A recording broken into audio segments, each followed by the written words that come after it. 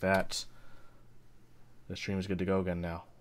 That we are, as the kids say, Gucci. Okay, it looks like we are good to go. Thanks everyone who's joined us for the pre-show. Brian, what's in store for today? Well, as usual, we have quite a bit of news, which is always good stuff. Some pretty awesome topics. Not a ton of it, but there's some good stuff in there. Then later on, we will have a guest. We will be bringing on Overkill from Input Club. It's one of the, I guess, designers/engineers. I don't know what his exact title is.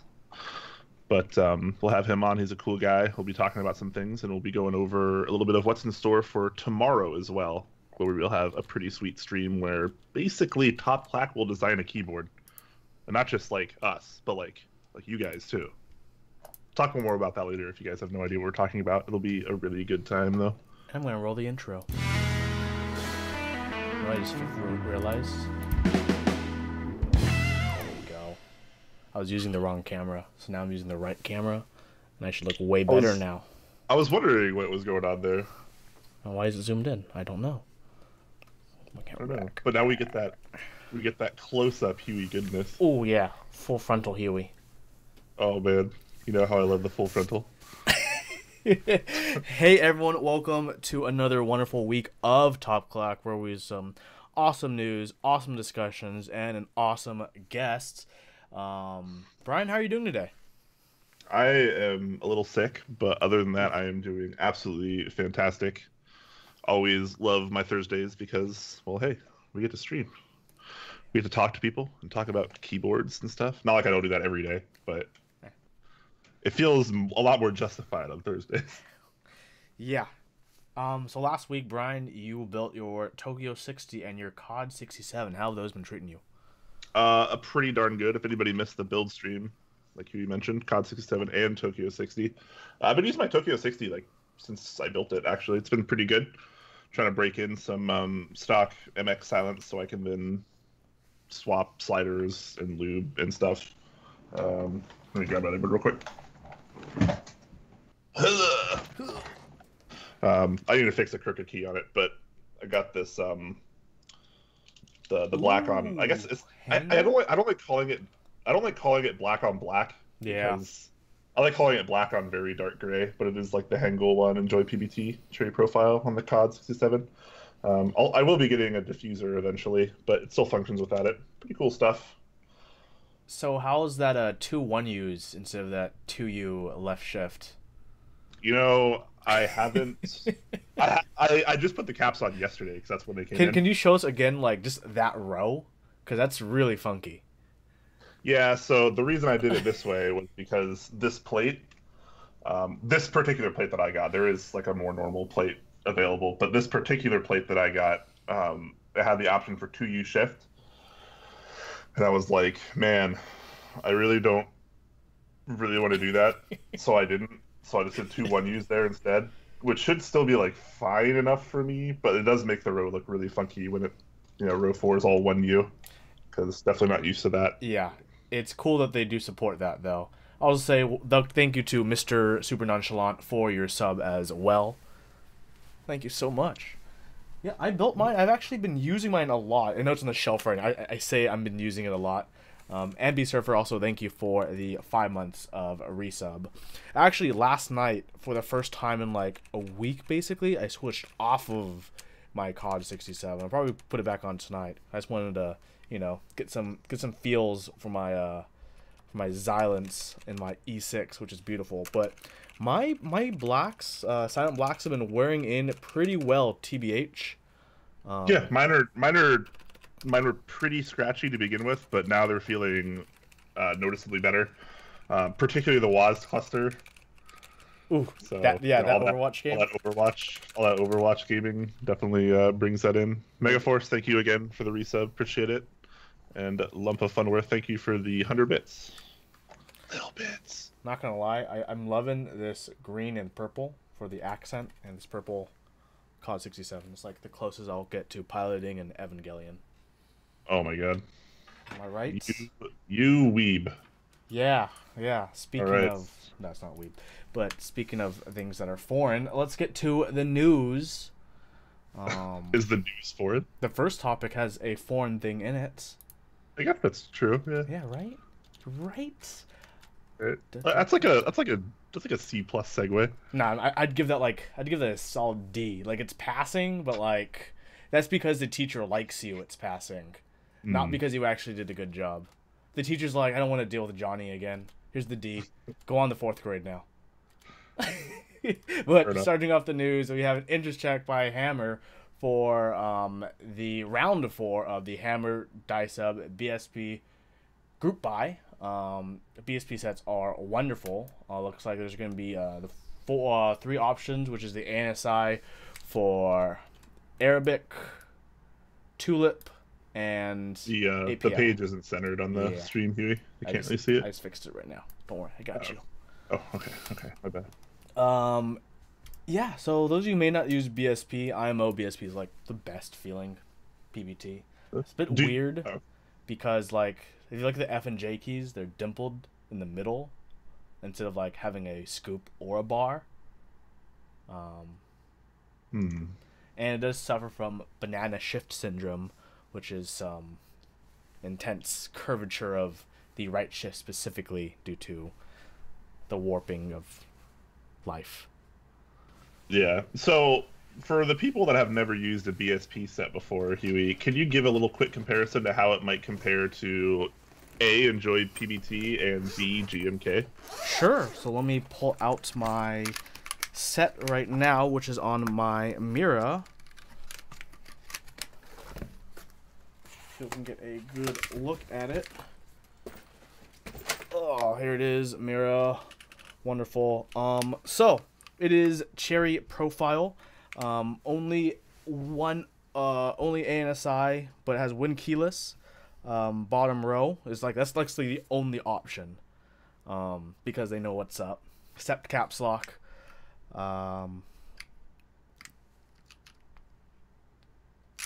Very, very, very smooth. Smoother than Enjoy PBT. I know a lot of people when they move from traditional PBT sets that you might get from Taihao or from other budget vendors, they'll move to ePBT, and almost universally everyone will say, this is the smoothest PBT I've ever felt. Like, this is amazing. This feels even silkier, smoother, and more luxurious than Enjoy PBT, in my honest opinion. Okay. It's very thick, which is really good. They're really, really well done. The legends are nicely done for the die subbing. It's just a very, very simple, very solid set. Big drawback, no compatibility, basically. But it's the best feeling PBT you can get. Okay, interesting.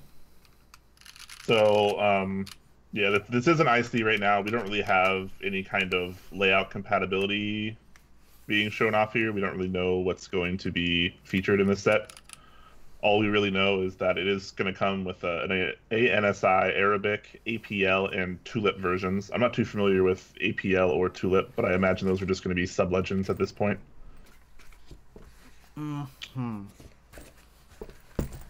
So, Brian, do you remember trying out my BSP set at the meetup? I think we used it a little time, pecked on it a little bit. It was on, actually no, I don't think anyone did. It was on the Time TKL at the NorCal meetup, which spent its time flipped over because of... Oh, I did not poke at it then. I didn't even realize.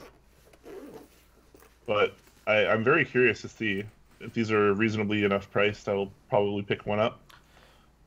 It's BSP is what I'd recommend to anyone who has or wants to get a premium Win keyless TKL. It's like the route to go. Whether you get a nice GMK set or you get a BSP set if you want PBT instead of ABS. That's what it comes down to, in my opinion, for like the creme de la creme. That's fair. So being interest check, there's pretty severe lack of info here. There's not really a ton of pictures. We don't know what compatibility is. We don't know what pricing is. We don't have any kind of timeline. It's just, hey, BSP sets? This is the fourth round. All 3 rounds had the same compatibility, which is basically just 104. And maybe 105, they might give you a standard caps as well. Standard caps lock. But, yeah. Well, this 104. But you say that, but it looks like we have 1.5 Control and Alt, and then one U Windows key. So does Oh that mean yeah, it sorry. does it not come with the No, normal it 1.25s? does not come with the 1.25s. That's really interesting, actually. Yes. It said Win keyless. All right, No, so no short shifts. Like, I've it, used it before and complemented it with Enjoy PBT keycaps, the beige ones, which are pretty close in color.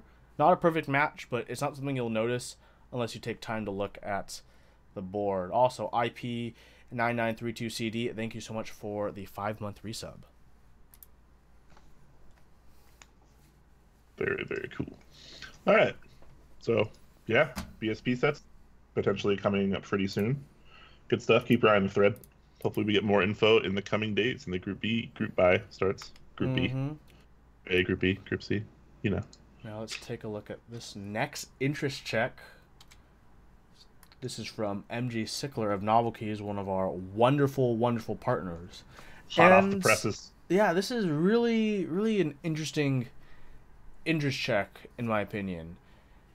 So he starts off with the long story short. He finally has the financial means to create a new profile and pay for a tooling, and he's seeking the community's input, which is really cool. I like that idea. You know, he has the ability to manufacture his own sets and his own profile. Looking at the Google form, I took a look at it earlier. I have one kind of reserve about it, which it seems like he wants to do more of what the community wants as opposed to knowing what he wants to do with the profile. And when it comes to things like that, I'm always worried, you know, if you go just by what the community wants, you might get into a, you know, too many cooks situation. Yeah. Okay. Yeah, so this is pretty interesting. He does want to do thick double shot ABS, thick presumably being 1.5 millimeter. That's typically what the community considers thick.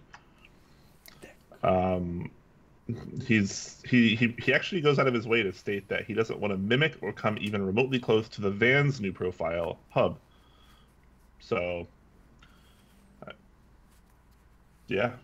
Doesn't want to step on any toes. So he's looking to do something totally new, apparently, which is cool. New profiles are always cool. The new DSS profile is pretty cool. The new hub stuff from the van seems pretty cool. New it's MT3 always cool. New MT3 mix is pretty cool. There's a lot of new stuff coming out, and it's exciting. Yeah, people don't realize like how fast our community is growing, and like how many more things that's been opening us up to. I think of like 3 years ago when like what did you have? Cherry. Yeah, like cherry. You use cherry switches or you use Topra? Like you legit use cherry switches or Topra or buckling spring. And then like there was very, very, very few keycap profiles. Back in my day. Kind of. Very few like custom community ran profiles. Back when Signature Plastics as PMK actually ran group buys on their site. Crazy. Yeah. And you know what? Grab bags used to only be like $20. Not like, you know, 50 plus, you know, like $20 for shipping. They raise it every single time now. Lol. Anyways, try not to get too off track here. He does have some frequently asked questions and answers in this post, so make sure you check that out. He's hoping to have broad compatibility for under $100. That'd be pretty cool. Especially for double shot ABS. Not too shabby. He's hoping to support things like Colback, Dvorak, Nordic. So he's really swinging for a home run on the compatibility side of things. Oh yeah. So good for him. He's basically just looking for feedback at this point, like what people would actually be interested in seeing in terms of a new profile. And like Huey said, there's definitely pros and cons to that because he's not entirely sure exactly what he wants. He doesn't know if he wants high pro or low pro, sculpted or uniform, top, spherical, cylindrical, flat, font size, font placement. He's basically almost asking the community completely to be like, hey, what do you want?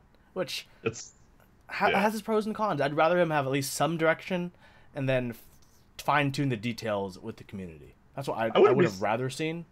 I wouldn't be surprised if he does have some direction. He's just trying to be overly nice and let the community do things the way they might want. That could be. I mean, we've had, you know, we know Mike. We've had him on a few times. He's definitely not a stupid guy. So he probably has some things going on here. He just wants to see how the community is going to react to this, I bet, which is fine also.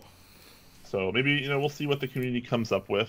Could be something cool, but could also be something very scary.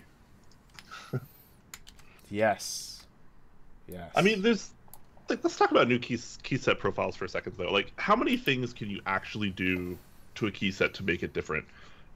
Different compared to what we have on the market already, because we already have some pretty wildly different things from each other. Like, what kind of key set would you design profile wise, like, that would really truly be new? Half oval profile, half oval tops. You know how we have cylindrical and spherical? Half oval, where the flat part's at the bottom, so it's actually the shape of your fingers on the keycaps. Okay, so it's like flat on the bottom, then it kind of like... So it would be cylindrical, except there would be a front lip. That's what I'd do. Okay. That's the only new thing I can think of. Because how bad would that look, though, is the real question. that would look like... Unless you made it like SA and made it like really shiny and kind of tall, it would look pretty bad. Yeah. So, I mean... Reverse slope, but that's going old school. Reverse slope keycaps. Yeah, like so many things have already been done that it's hard the to. Angle. Yeah. Because like, it's a big part of it is there's ways people type, and you can try to do crazy things, but will people be willing to type on crazy things? Like, you could, for example, try to aim for an ergonomic sense and like actually have the keycaps where they would be sculpted, you know, to help pronate your fingers, your wrists. Yeah. But yeah, kind of like the is it the keyboardio kind of has that going on? Kind of. They do it a little bit with their caps. Caps that are like sloped in like a certain way for your. I know we've seen that before. I just want to see someone go forward with like triple shot keycaps, so we can have sub legends that are triple shot, so they can be any color. That would be very cool. That would be very cool, but also a little expensive. Yeah. But anyways, still cool that he's taking on this project. I'm definitely excited to see where people go with this and where he decides to ultimately go with this. The forum for the IC is up in that post there, so you can check that out, you guys, and show some interest, some support to our partner over at Novelkeys. Good stuff.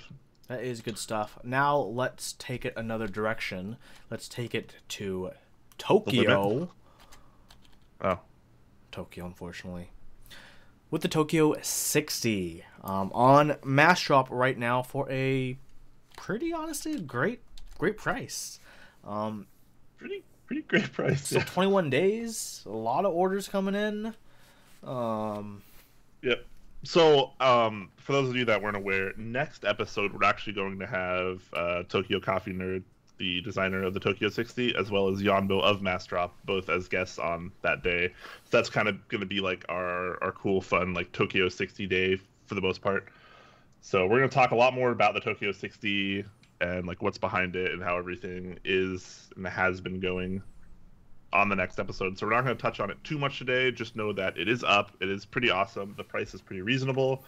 You got 21 days left, free shipping in the US, and there's lots of cool things. Hot swappable PCB. You know, there's an option for keycaps. Price turns out to be pretty low. If you already have your own keycaps, like $160 for a kit, and that includes the PCB. Also, side note, you can get Halo switches with this drop. So Halo switches are a little hard to come by right now, and if that's something that you were wanting to try and get your hands on, or, you know, maybe make holy pandas because you're a fan of Clack, then this is potentially a way to do that. You can get them with both Halo Trues and Halo Clears, and it's like, I think it winds up being like 50 cents a switch more. It's like $30 to add 60 switches or whatever. So not too shabby. But like I said, we'll talk a lot more about this. Yeah, we have a lot we want. I have a lot I want to say about this, but I'm gonna save there's a it for lot to next say week. about this. Don't worry. Yeah, So we just want to say today that it is on Mass Shop. It's running for 4 more weeks. No, 3 more weeks. Sorry, 3 more weeks. You have a lot of time to get it. It's a good price. You should check it out. We'll say that much today. Unfortunately, that's all we're gonna say today. But next week is going to be, woo, It'll be fun. Well, let's move away from the Tokyo 60 and fly over to a group buy on Keycap for the Butterfly 60. That was like a C minus. This is the Butterfly 60 by Black Ink. We covered it when it was on the interest check phase. I think the universal thing was it's a very interesting shape. It's something. It's something. Yeah, I don't really know what to say about this keyboard. Sandwich style construction, the plate being its own layer. Yeah, I mean it's no different than the E6. Mm-hmm. Very similar to the E6. Well, for the E6, the E6, the plate sits in the midsection, right? No, it sits directly. It's sandwiched between the top layer and the mid. Right. Yeah. So which is still like kind of like top mounts, effectively. This is such a weird shape. So 8 degrees, you got aluminum or brass weight, stainless steel or brass universal plate. Sorry, phone. I'm a little bit more interested in what looks to be tiramisu. I think that's what he has in this picture here. That feel when Sounds pretty the good. background is better than the board. I mean, the board is neat, okay? Like, there obviously are going to be people interested in this. It's a pretty neat product, and actually the price looks pretty reasonable, assuming that this is, all aluminum, and you got what is effectively top-mounted. And I assume these wings are like weights. I would guess they are. They are aluminum weights. accents, or for $35, you can upgrade them to be $35. You can upgrade them to be brass accents. For $20, you can upgrade the stainless steel plate to be a brass plate, which is something I'd personally recommend. $20 for a 60% brass plate is actually a good price for an upgrade. TBH. Yeah. You gotta remember, it's not $20 for the brass plate. No, it's the price of the stainless steel plate plus $19. Yep. I think that's a fair upgrade price. It's not bad. If you're gonna already go for it. So the group buy deadline, March 27th. You got a cool minute for this. Yeah. Pretty. Yeah, that's a while. It's a while. So the price actually looks fairly reasonable here. MOQ, the first MOQ is at 50. That's the lowest MOQ. $259 without shipping or fees. Obviously, he is asking the 4% PayPal fees, and he estimates shipping will be $39 anywhere. That's probably a pretty generous estimate depending on where he is, but that gives you at least a rough idea that you might be able to get away with a $300 kit here, basically. Yeah, not too bad. Shipping in around June. So I think the interesting thing is for default colors, they of course have the classic black, gray, silver, and dark red, which most anodization factories, those are like the base colors that almost anyone who can anodize does. But it looks like they do have options if you want a more exotic green, purple, or blue for $20 more. How do you feel about that?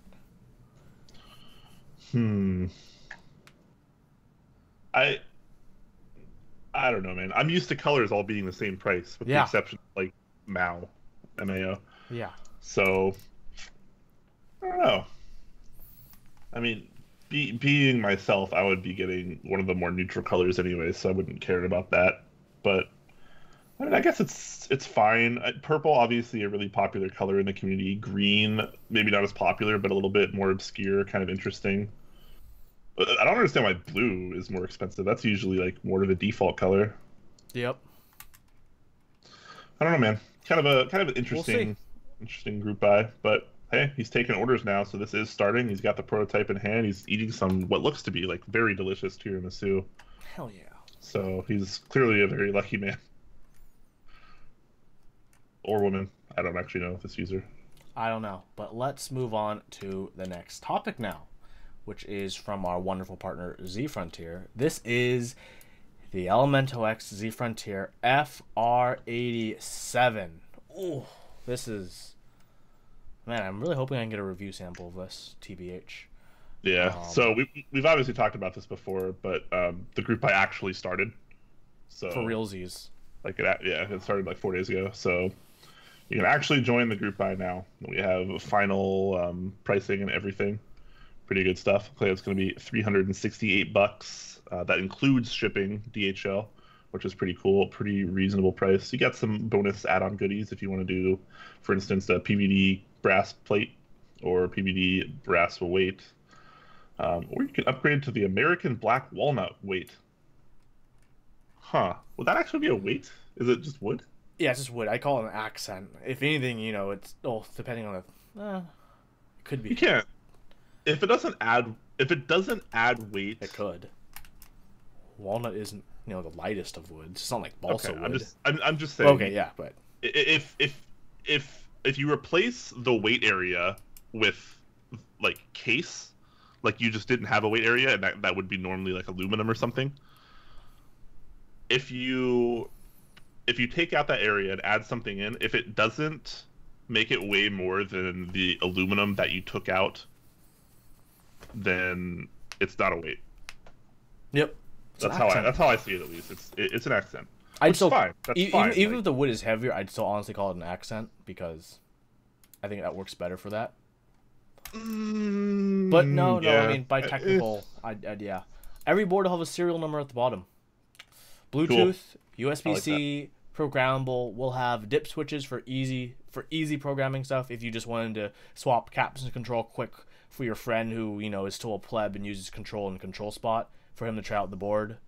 I keep forgetting to ask Z Frontier, but I really hope the dip switches themselves are programmable, because that would be pretty cool. I believe they are. They're still working on the programmer for this board for the release. Yeah, so we'll have kind of a proprietary thing going on. So if I do end up paying for this is my breakdown, okay? Full kit with half plate, $368. But then I'd be upgrading to the brass plate plus $30. Upgrading to brass weights, $25. Whew. It's a lot. It's a lot. Well, you're a fancy guy and you like to add brass to everything. Dude, so brass. Obviously yours is going to be more expensive than a lot of the others. Yeah. But base price still pretty good here for what it is. At least there's no 4% PayPal fee, no shipping fee. Shipping is always included with the Z Frontier, which I like that model because it's just, here you go. It doesn't matter where you live in the world. They'll get it to you. And there's a WinKey or WinKeyless model. Love that. The WinKeyless looks WinKeyless is pretty where great. it is at. Oops, keep clicking on the wrong picture. Here we go. There's the WinKeyless one. Yep. So it's going on now and will last until March 18th. So you still have a cool minute to join this group buy. And you should. Pretty cool. You should. Stuff at a pretty good price. Love that. Also, I love that of... That was bad.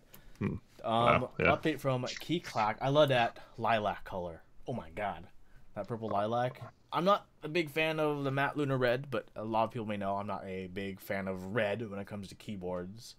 But I am a fan of the lilac. That purple. Yeah, so there is a ton of controversial topics going on around Clack and the M65 right now.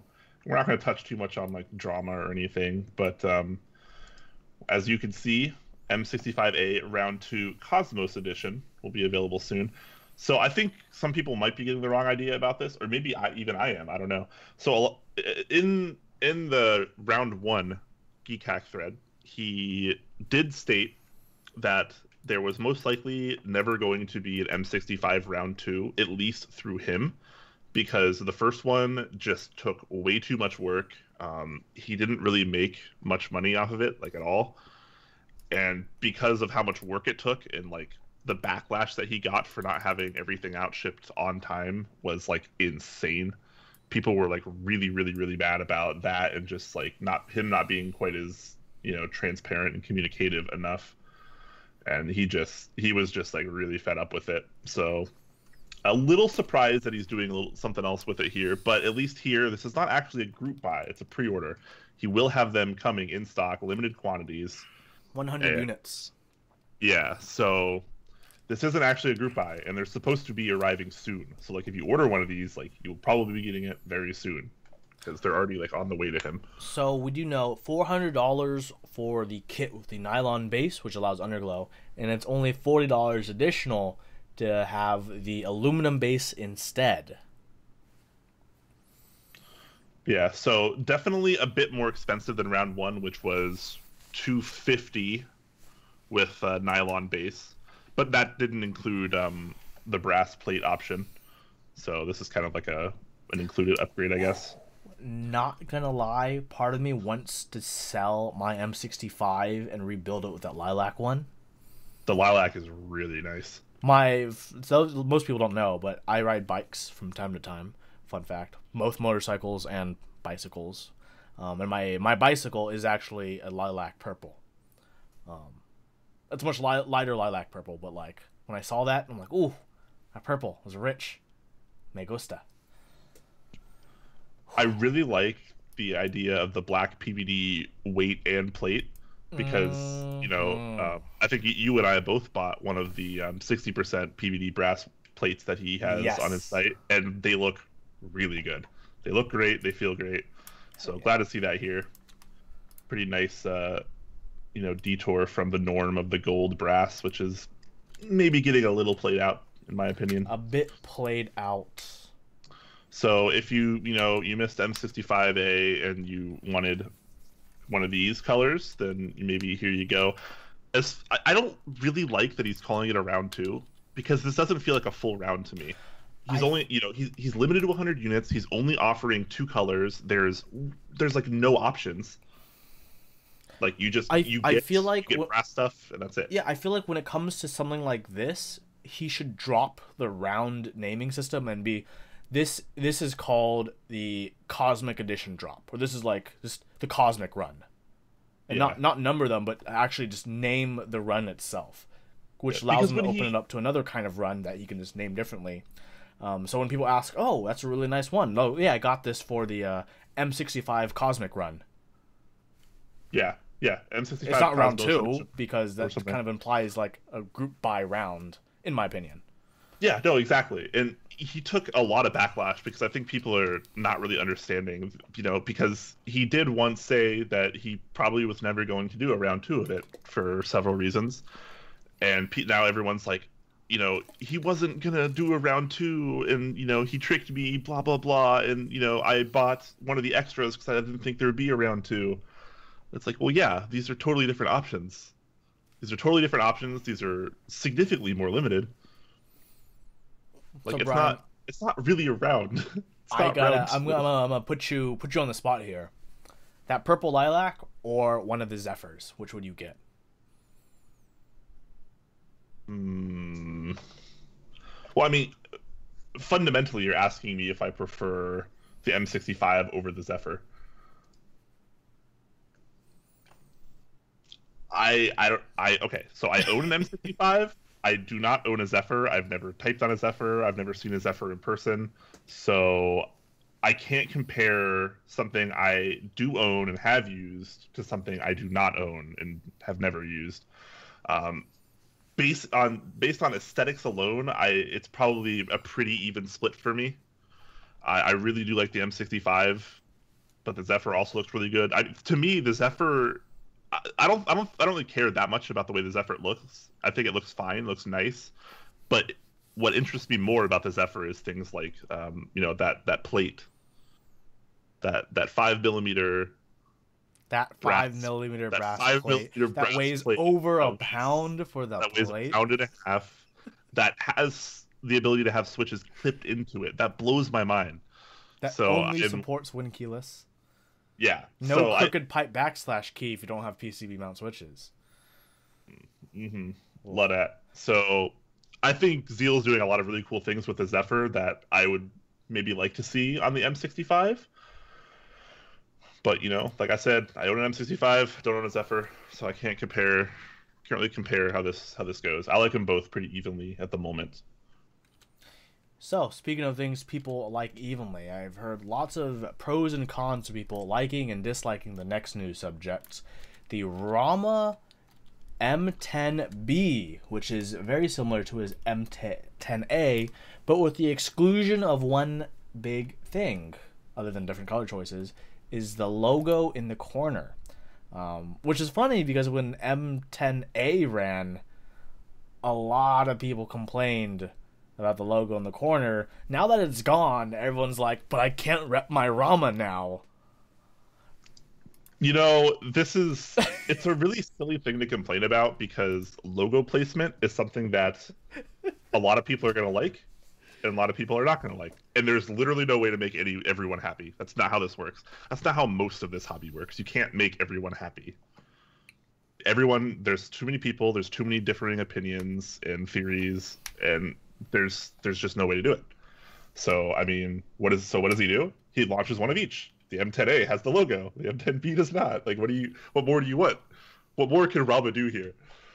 There is still a Rama logo. It is on the back. Judging by this picture, this one will not have an external mass drop logo. It'll have an internal kind of stamp on it. So that's pretty interesting. This is like a little bit more stealthy because of that. So maybe a little less flashy. Price pretty much on par with the first one. I think it was a little over 100 last time as well. Did come with all sorts of stuff, switches and whatnot. This, like the M60 that he's coming out with in the near future, will also feature the hot swappable PCB, which is pretty cool. He's been really into these hot swap sockets from Kale lately, putting them on the M6, now the M10B, as well as the M60, and presumably his TKL will use them as well. So he's a big fan of the solderless approach, which is very respectable. I don't know. What do you think about it, Huey?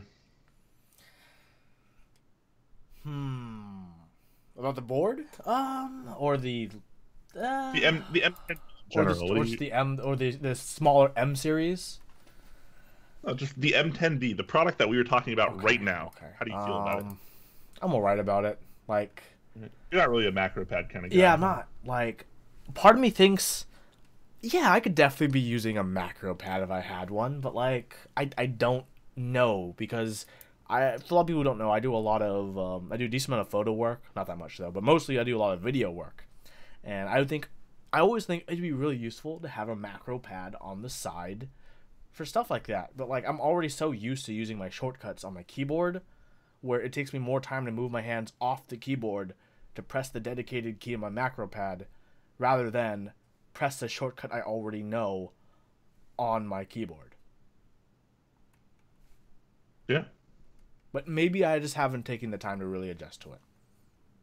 Yeah. Maybe that's the... See, I back when the M10A ran on mass drop, I was sent a prototype to review, and I wound up, I didn't know what to do with it either because I had never really used like a macro pad or what they're calling a mini pad, I guess. So it's not a numpad though. Don't get that confused. It's not a numpad. But I never really used anything like that, so I wasn't sure what to do. So I programmed it to say stuff in Overwatch. So like I had like a button that like opened the chat or whatever, and then like GGWP.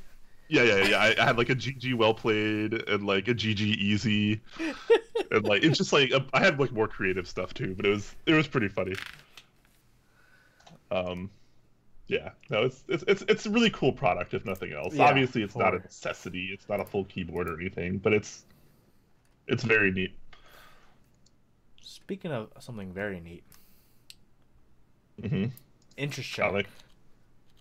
Noxary 280 and 220.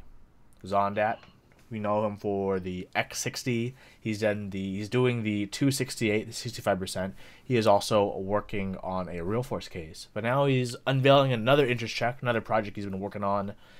This TKL, in the same design as the X60, as well as a numpad, the 220.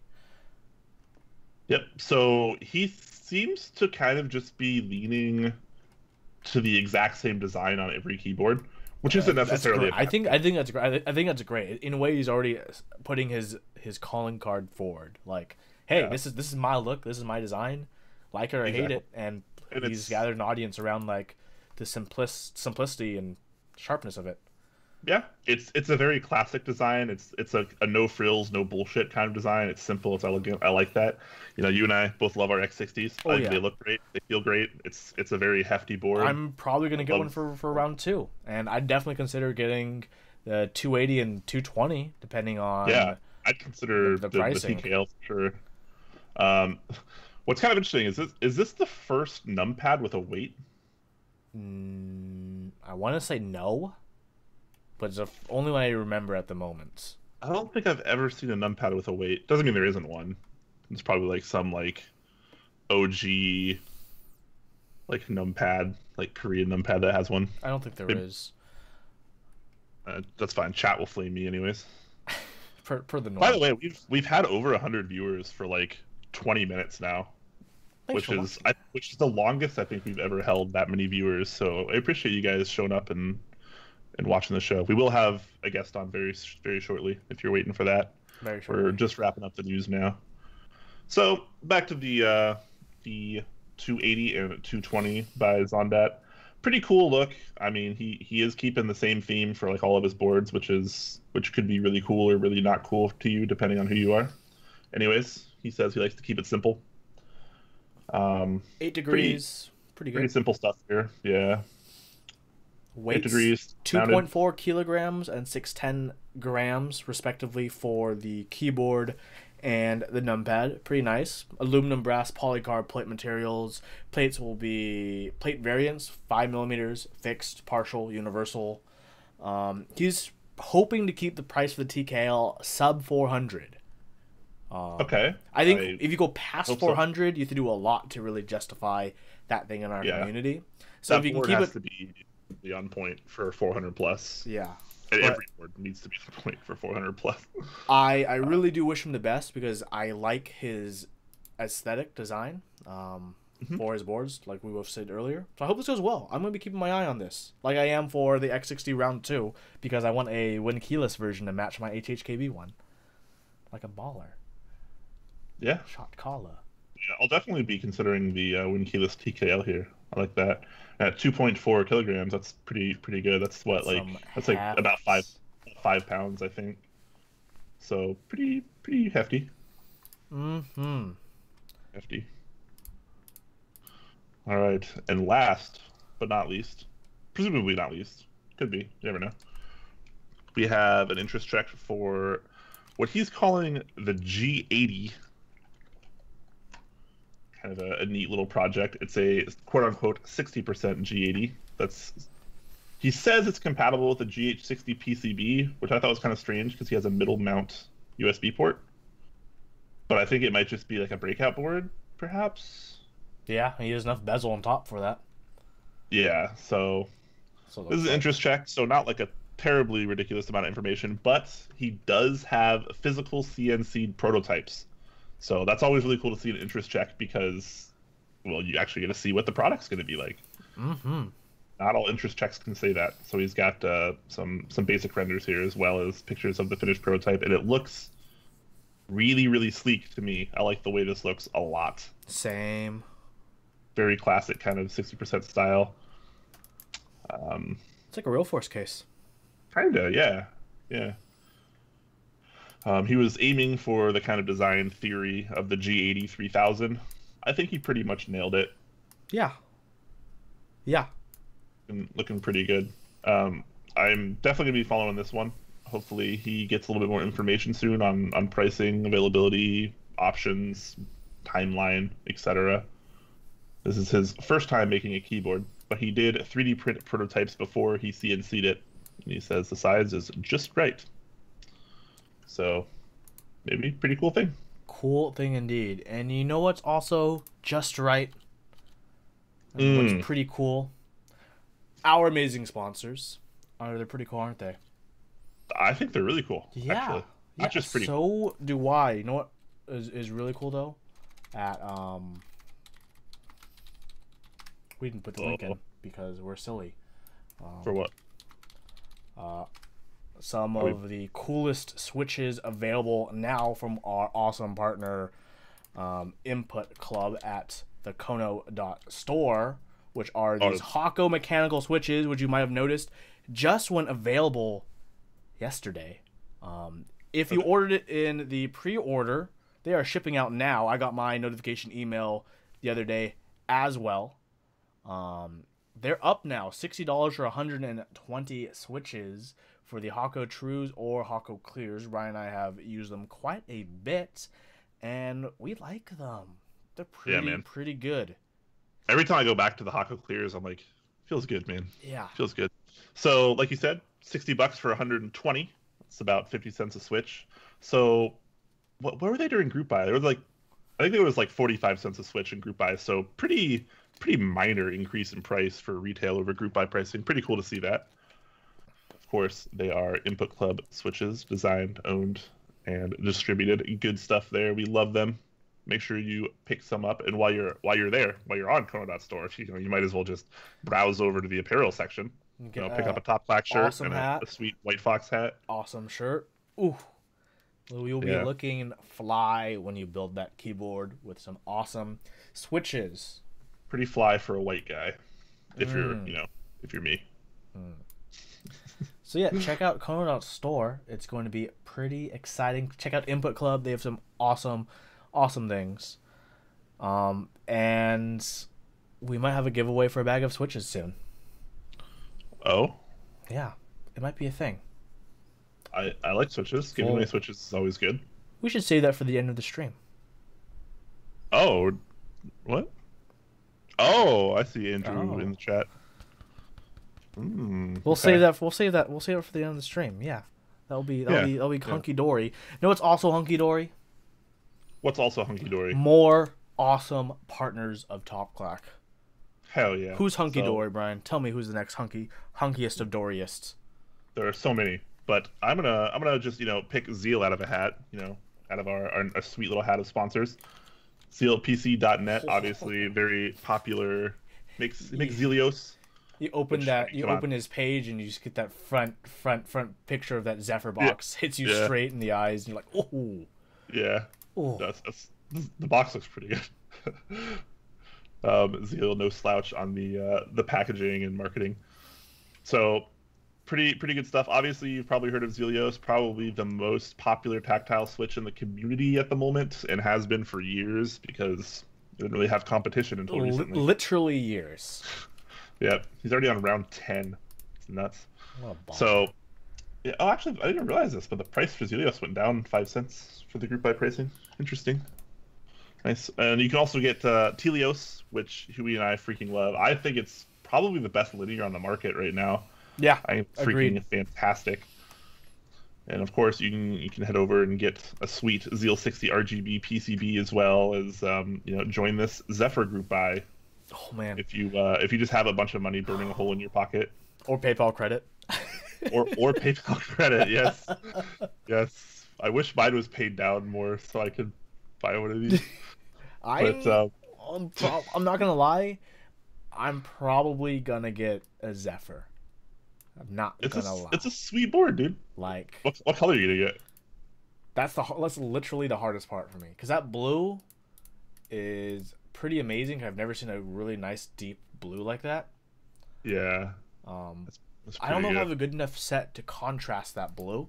Maybe carbon, because that blue and orange scheme that that was going on for quite a while.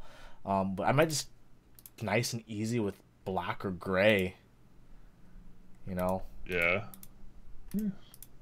We'll see. Anyways, pretty cool stuff. If you have money burning a hole in your pocket, make sure you check that out, join that. Or you got PayPal credit burning a hole in your heart. Group buy ends on the 28th of this month. So you got roughly 6 days left before that is over, and you might miss your chance. So pretty cool stuff. Price does seem a little high, but it comes with a lot of cool things. You got that 5mm plate that we were talking about earlier that weighs like 1.5 pounds. It's all PVD brass. Wind keyless only because Zeal's a true enthusiast. He knows what's up. You got USB-C, QM key programmable, in-switch RGB LEDs, so similar to the Zeal 60. He's got the same thing going on here in the 65%. So the price is deceptive. There's a lot of value here. A lot of value. And speaking of value, if you want to get some pretty decent value for builds you have coming up, a good source to source switches and stabilizers would be from Novelkeys, who has a wonderful giant selection of Kale switches and other switches as well, including these silent black switches with red springs, which Brian and I have been using. We highly recommend if you decide to get those to break them in first or swap the housings completely. He also has Alia switches, just came in if you want to try those out. But definitely the star of his shows are, for now, the navies and jades. Those are kind of like the bee's knees. I have the navies on my M65 and ding. Yep, I've been rocking the jades in my K-type with the new MT3 profile. Hey, look, the switches come back up. Weird. Sorry, I just feel the need to do that every time. But yeah, the box navies and box jades, both really, really cool. And make sure while you're there, you pick up all your switches and use promo code TOPCLACK. Gets you 5% off your order. Pretty cool stuff. Nice little discount there. A little bit on that shipping. Speaking of shipping, you know who has great shipping? XZ Frontier. They have great shipping. That was going to be my first guess. They have DHL included for basically all the purchases there. You should guys check out the XZ Frontier, especially their group buy for the FR87. I can not stress enough how awesome it is that they're bringing out a half plate option for a TKL, USB-C, fully reprogrammable, dip switches, Bluetooth. This keyboard really has it all. It just keeps adding and adding and adding for you. So yeah, that's going to be a good group buy to hop into. You should definitely check them out. You know what? XZ Frontier also has a ton of key sets. They have some JTKs. They have some GMKs. They have a lot. They have a pretty good selection for things you're looking for. They probably have the most key sets in stock of any store in the community, I think. It's them or Oko, but I think XZ Frontier has more than Oko. Possibly. XZ Frontier has 30 cherry profile key sets in stock. Dude. Like 25 or 30. Just JTK Photo Studio on the FRE7. Which color? Gray? Yeah. Because those teal/cyan accents. Heck yes. Heck yes. So check out XZ Frontier, check out ZLPC, check out Novelkeys, check out Input Club. And you know what? I want to say thank you to everyone who has recently subbed and donated bits. I saw your little things pop up. Don't think I forgot you. And I'd like to thank all you guys for watching as well, because you guys are awesome. And another awesome thing coming up is going to be our guest. So stay tuned while I switch to our super awesome professional transition stuff. Okay, let's ring a ding ding. Mr. Overkill in. Yes, bring him on. And don't worry, he's just as goofy as the other Input Club members. Oh, he is on with a professional screen in the back. Wow. Is this like a sheet that you hung up? Yeah. Brandon. Yeah, it's a sheet. Welcome to Top Clack. Thank you so much for joining us. It's great to have you this evening. How are you doing today? I am doing well. That is awesome. Quite well. Just took the kids to dinner, got back. They're taking a bath. So Family man. Yep. Yes. Awesome. So, just so people can figure out who you are, because a lot of people might not know exactly who you are. Can you give us a little rundown of exactly who you are and what you do in the community and for Input Club? Well, I do the design and mechanical engineering for all of our products, Input Club's products. So like the Infinity 60, The K-type, the let's see, we're working on the Kira, but I didn't actually do the design for the Kira, just the mechanical engineering, and the same with the White Fox. So so that's kind of the stuff I've done. I've kind of done my own keyboard here and there. I started out actually doing wanting to get into small ergonomic keyboards a long time ago. I think it was like 4 years ago now. And that didn't work out so well for me. And I ended up meeting, actually talking to Binge from Binge Caps. And he said, you know, you need to talk to Hata. And I'm like, all right. So I did. And then sometime later, he goes, hey, we want to build a keyboard. You want in? I'm like, all right, cool. So then, thus, the Infinity 60 was born. And yeah, it was a good time. And it's been all downhill from there, right? Yes, yeah, it's all been downhill. Well, mostly. Fair enough. So, for all of the Input Club products, which is your favorite? Oh, of course you're gonna. Of course, it has to be the K-type though, because you know that's the one. That's our labor of love right there. Is the K-type? Love that thing. But the Kira is really nice. You mean it's not bending all the 6U stabs for the first round of Infinity 60? Hey man, you gotta do what you gotta do.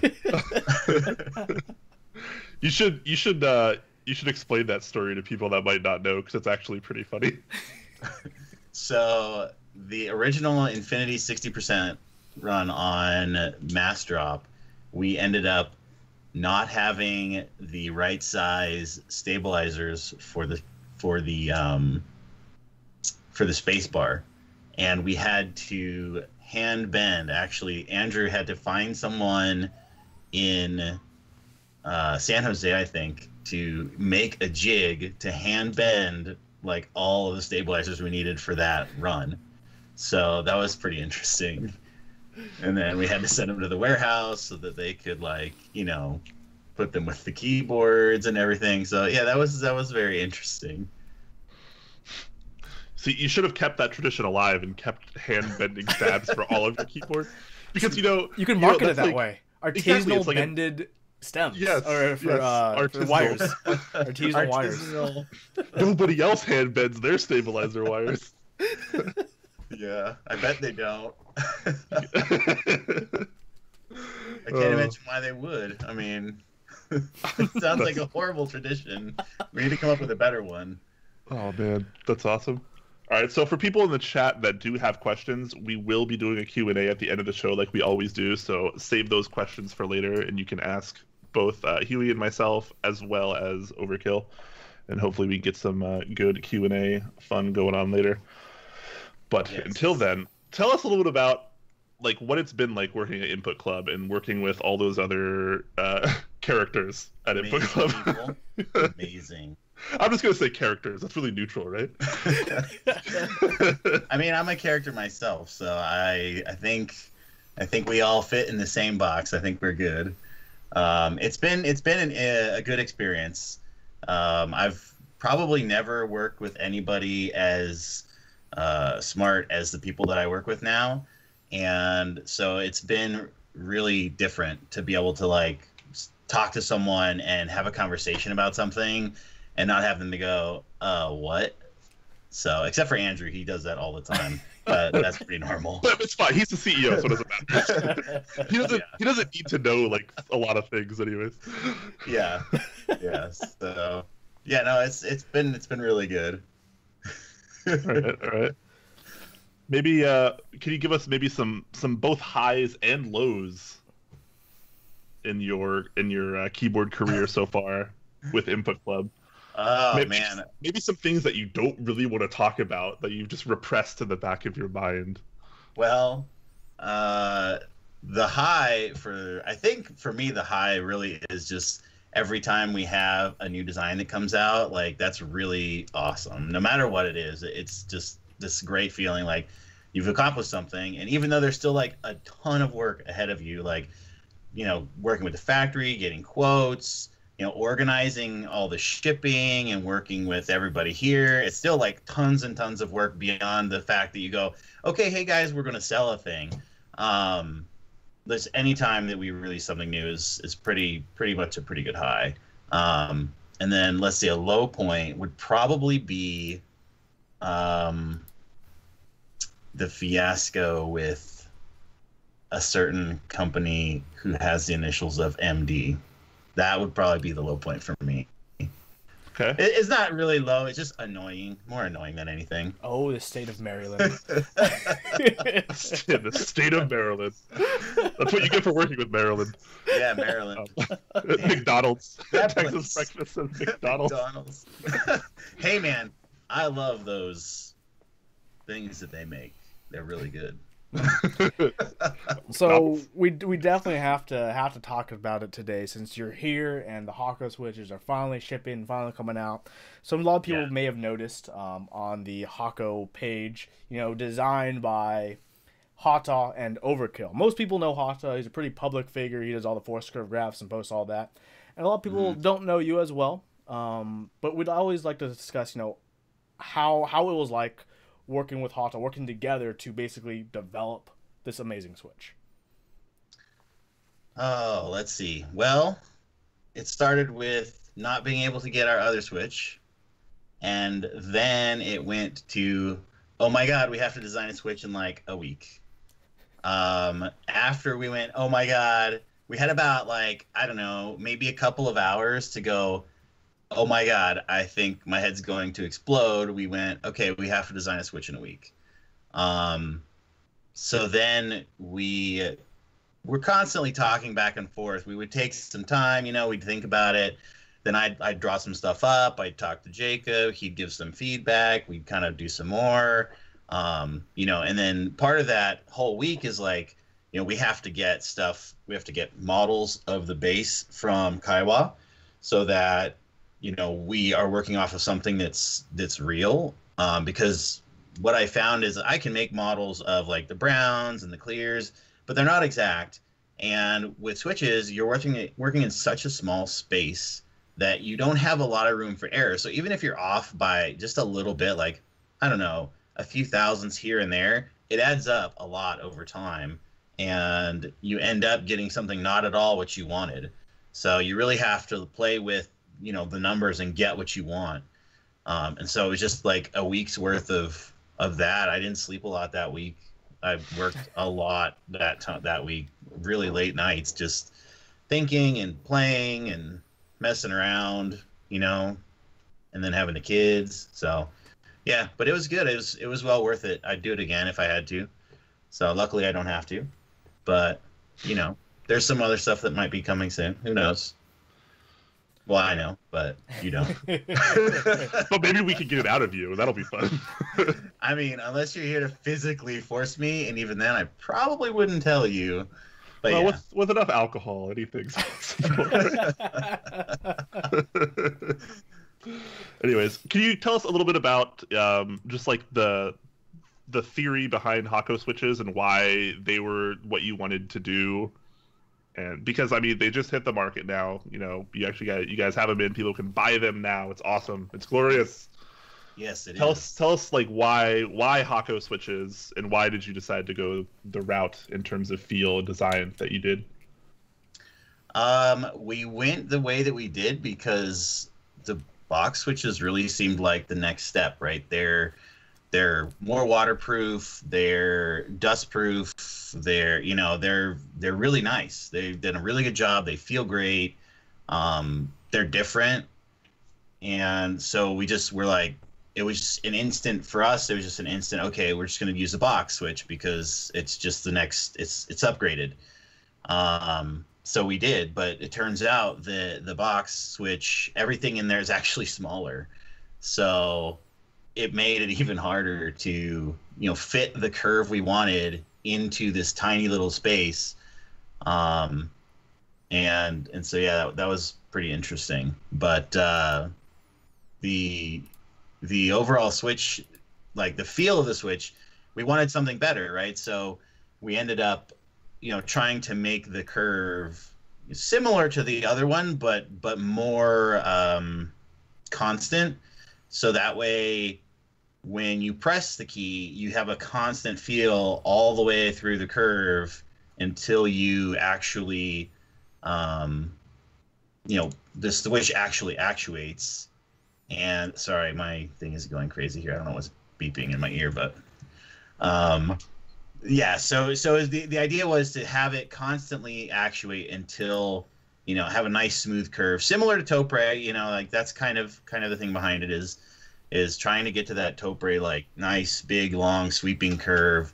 Because that's really like the best feeling is getting that big long curve and then getting that cushion at the end instead of your finger just smashing into, like, you don't want to smash your finger into the bottom of your switches all day, because what's the point to having all these cool switches if you're just going to bang your fingers against the bottom of the keyboard anyway? Yeah. I mean, nobody does that, right? Huey and I would never do that. Yeah, I know. Me either. That's the idea, anyway. You asked me the idea behind it, so that's the idea. Yeah. That's actually what's funny is, like, so I know Hata was telling us that the reason you decided to go with the springs that you did with that much higher bottom out than the actuation, because usually on a lot of more common switches in the market, the gap between the force needed to actuate and the force needed to bottom out are actually much closer. But with Hako switches, it's a much wider gap. Yeah. It's like, for example, with the Hako Trues, you actuate at, is it 55 or 60 grams, but it doesn't bottom out until almost 100 grams. Yeah. So pretty wide gap between those two numbers. And the whole reason for that is so after the actuation, the switch gets much heavier, which is supposed to discourage you from bottoming out switches. Right. What's funny is I love that feeling when you do bottom it out. I love that particular spring property and how it just absolutely increases so hard. Like, that, to me, that is like the best feeling when typing on a switch. So it's funny that you guys did that, and it wound up. We're trying to get rid of that, and you're like, wait, I like that feeling. For me, that's nice. That's like the pinnacle of like what a switch bottoming out should feel like. So, something that I pointed out in my fail review. So you like rubber domes then? I like Topia.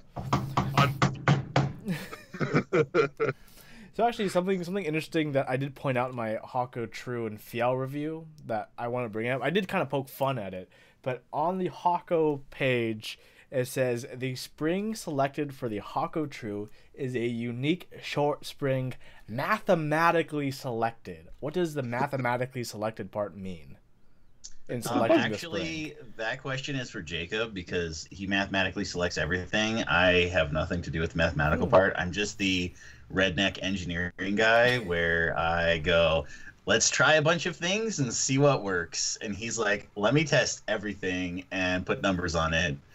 So I think I'm going to let Jacob answer that one another time. Sounds good. I think everything Jacob does in life is mathematically like inclined. Yeah, it's all calculated. He gets out of bed and he's like, what angle do I need to like stand up at today? Like, I gotta get dressed like mathematically. Maybe not that much, but definitely, it's definitely a thing, yeah. Which I am very, very grateful for. That's awesome. Joe DeVivo, thank you so much for the sub via Twitch Prime. We appreciate that. A lot of subs today. Looking good. Love that. So while we have you here, let's talk a little bit about what's going on tomorrow, because if you missed the last episode, anybody, you probably didn't hear. But we do have a little bit of a fun stream / project that's going to be starting tomorrow. And maybe Huey and Overkill, you guys can talk a little bit about what that's going to entail and why people should freaking watch and participate. That's freaking awesome. Do we get to unveil the name now? Well, sure. I mean, it's just a working name, so sure, you can. I have a link here. I'll put it in chat. It's better than the project name. Okay, the name you gave it? Yes. All right. The project name. I'm going to go ahead and put it in there. You can give him the name. Go ahead and give him the working name. The working name is the... did we settle? Yeah, I think we settled on the castle. Yeah, the castle keyboard. Castle and the link keyboard that I put in chat is a link to the layout that we're going to be making. Oh, God. So click that link, and enjoy yourselves. It is the castle. It's a castle, baby. It is the rook on each side.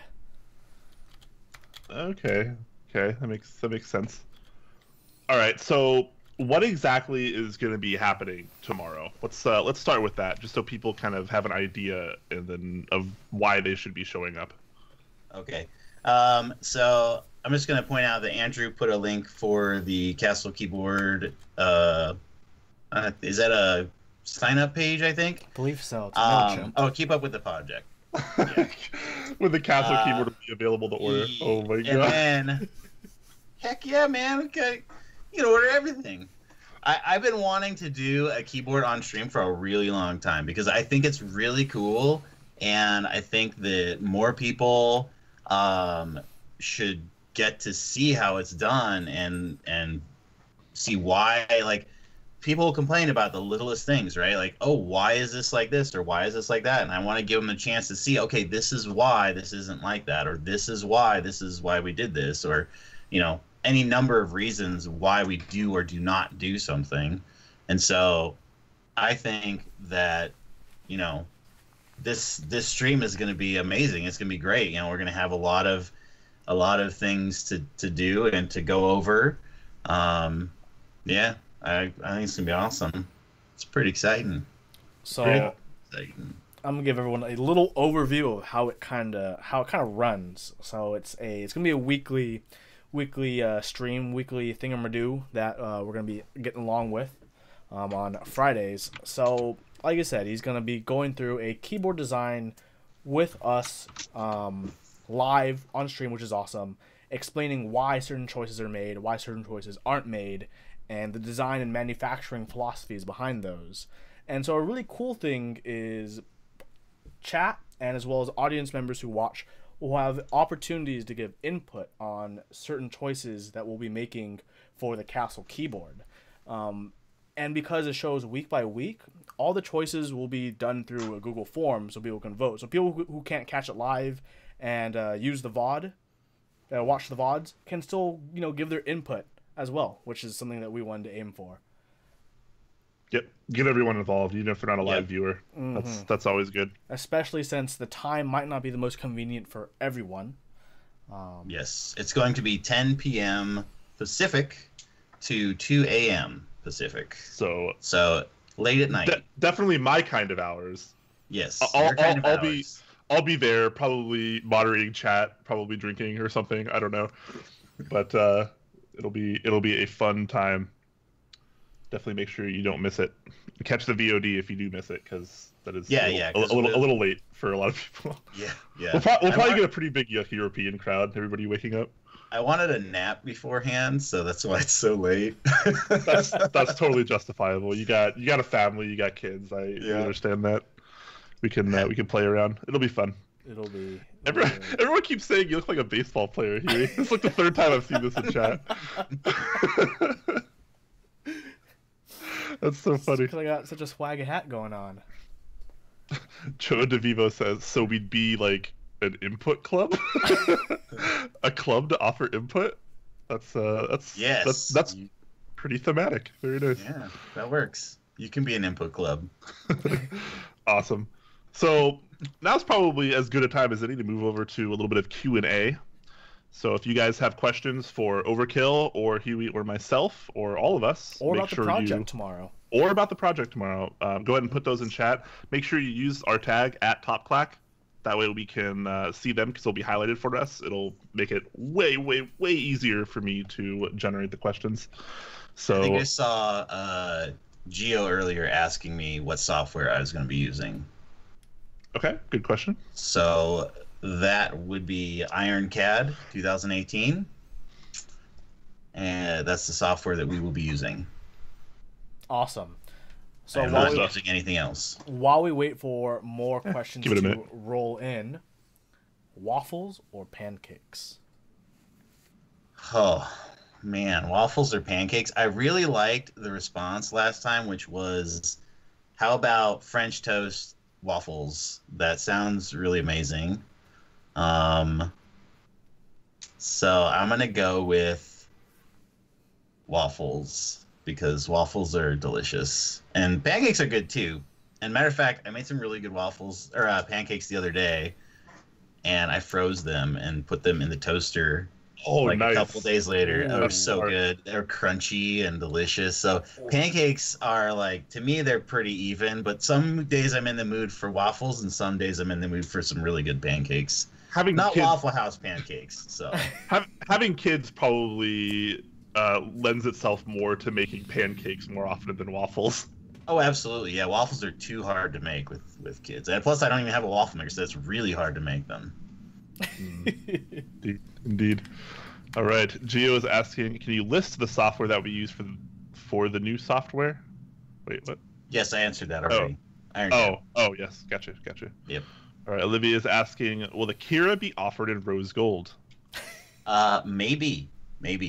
Rose gold is like, it's like We'll one see. it's one of the things now. Like 2017, Yes. 2018, everything needs to Well, be rose gold. Really, you only say that because Olivia constantly says rose gold, so I think she's getting into your brain and she's subliminally like getting to you about the rose gold. I mean, she has it as her avatar. She talks about it all the time. Like, I'm pretty sure she's just getting to you. But hey, I don't really know. Rose gold is okay. Absolutely. Yes. I mean, it's not my favorite thing, but it's different. Different can be very good. Yes. Green Label is saying, I love the K-Type. Please make a K-Type numpad so I can die happy. Not a question, but more of like a Maybe. forcing. Maybe one day, maybe. Or we could just make a really giant keyboard that has like a numpad in it called the castle. That'd be cool too, right? Wouldn't it? Whoa. Maybe. No. Melody is asking a pretty good question. So, what was the story / inspiration behind the layout for the castle? So Gene Parak was actually the one who came up with this, and I asked him earlier to give me the link that inspired him because it was one of Hata's old keyboards, and I still don't have the link from him. So, Gene, if you're listening, throw me that link, Bay, in the channel here, or in the chat if anybody has it. But basically, there's a similar design from an older keyboard, and he really doesn't like the way that ortholinear keyboards are currently being done, and so this was his take on basically an ortholinear keyboard that's not going to cause you a lot of pain to use. The thing is the size almost of a full-size keyboard, but everything's centered, so it's pretty big. It's got like 128 keys, I think, or something ridiculous like that. So it's a lot. Keyboard. Yeah, it's a lot. But that also means it's good for things like video editing, photo editing, etc., because it has a lot of keys on it already, which a lot of people use.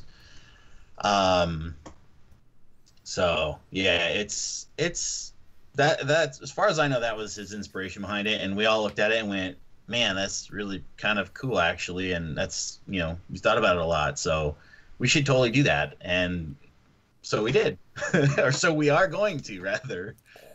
Nice, yes. Everyone, make sure you tune into that tomorrow or watch the VOD. That's going to be a really cool time. Kuji is asking Overkill, can you share more about your early Ergo designs / failures?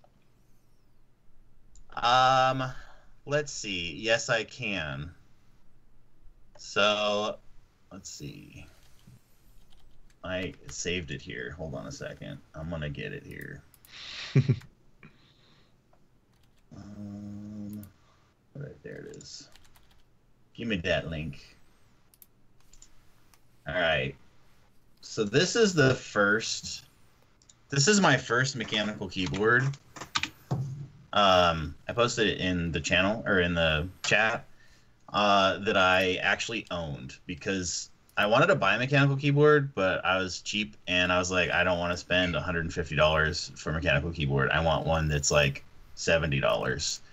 And I worked in a machine shop at the time and had access to a laser, so I began the process of designing my own keyboard. And hang on one second. It's night time. Good night, ladies. So I began the process of trying to come up with something that was a little bit more ergonomic than what was available, and also cheap. Those are my two goals.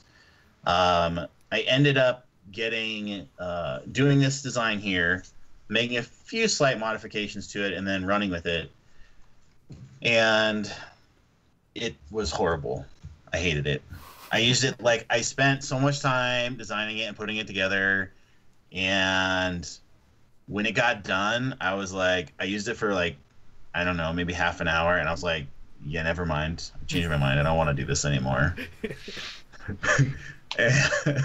So I just sitting behind me somewhere in a pile.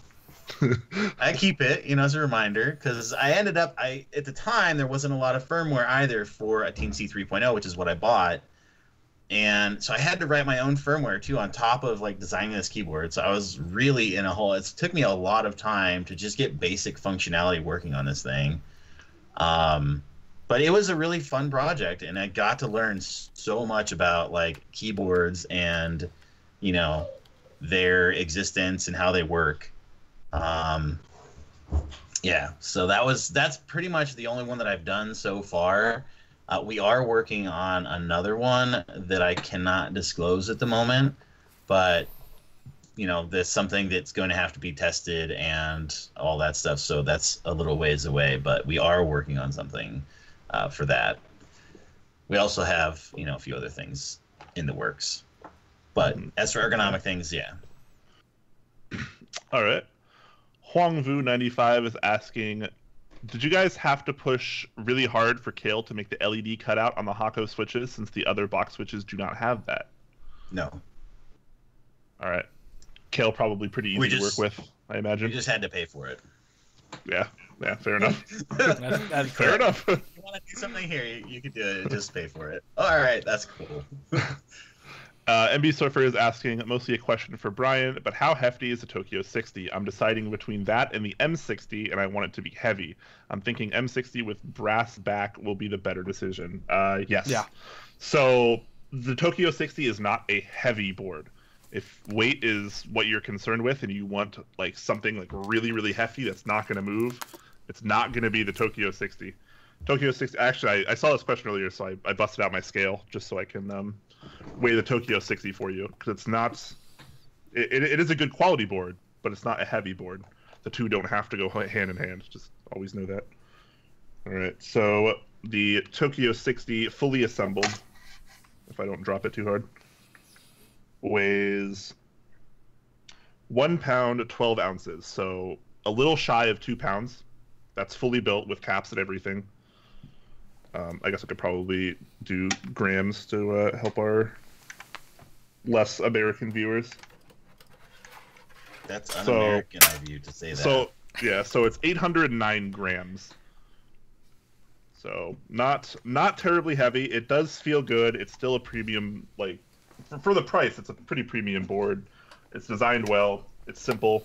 It's very nice. But if all you're looking for is weight, the Tokyo 60 is not going to do that for you. And you should definitely consider the M60 instead, if those are your two options, because M60 will probably be a lot heavier. It's also a lot more expensive, but it'll be a lot heavier. That guy is okay to me is asking, Overkill, what is your favorite Switch? Let's see. My favorite Switch at the moment is, unsurprisingly, the Hako Trues. Yeah, okay. When you design your own things, you tend to like them more, I think. Yeah. or you design things that you tend to like more, so that you use them because you like them more. Yeah. Nice. Okay. No Chance RPG asking the real questions. Are there further versions of Hako Switches planned? I'm going to say no right now. There's some other things that we're working on, but not for the versions of Hako Switches at the moment. Okay. That means yes. Hopefully that means yes. Something is coming. Morning Coffee is asking, Kira 1800 win.